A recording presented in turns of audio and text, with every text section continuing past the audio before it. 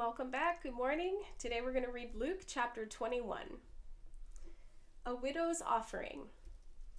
As he looked up, Jesus saw the rich putting their gifts into the temple treasury. He also saw a poor widow put in 2 very small copper coins. "I tell you the truth," he said, "this poor widow has put in more than all the others. All these people gave their gifts out of their wealth, but she, out of her poverty, put in all that she had to live on." Signs of the end of the age. Some of his disciples were remarking about how the temple was adorned with beautiful stones and with gifts dedicated to God. But Jesus said, "As for what you see here, the time will come when not one stone will be left on another. Every one of them will be thrown down." "Teacher," they asked, "when will these things happen, and what will be the sign that they are about to take place?" He replied, "Watch out that you are not deceived. For many will come in my name, claiming, 'I am he,' and the time is near. Do not follow them. When you hear of wars and revolutions, do not be frightened. These things must happen first, but the end will not come right away."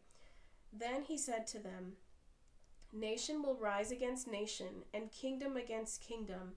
There will be great earthquakes, famines, and pestilences in various places, and fearful events and great signs from heaven. But before all this, they will lay hands on you and persecute you. They will deliver you to synagogues and prisons, and you will be brought before kings and governors, and all on account of my name. This will result in your being witnesses to them. But make up your mind not to worry beforehand how you will defend yourselves, for I will give you words and wisdom that none of your adversaries will be able to resist or contradict. You will be betrayed even by parents, brothers, relatives, and friends, and they will put some of you to death. All men will hate you because of me, but not a hair of your head will perish. By standing firm, you will gain life. When you see Jerusalem being surrounded by armies, you will know that its desolation is near. Then let those who are in Judea flee to the mountains. Let those in the city get out, and let those in the country not enter the city. For this is the time of punishment in fulfillment of all that has been written. How dreadful it will be in those days for pregnant women and nursing mothers. There will be a great distress in the land and wrath against this people. They will all fall by the sword and will be taken as prisoners to all the nations. Jerusalem will be trampled on by the Gentiles until the times of the Gentiles are fulfilled. There will be signs in the sun, moon, and stars. On the earth, nations will be in anguish and perplexity at the roaring and tossing of the sea. Men will faint from terror, apprehensive of what is coming on the world, for the heavenly bodies will be shaken. At that time they will see the Son of Man coming in a cloud with power and great glory.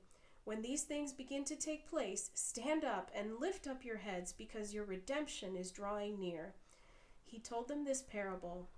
"Look at that fig tree and all the trees.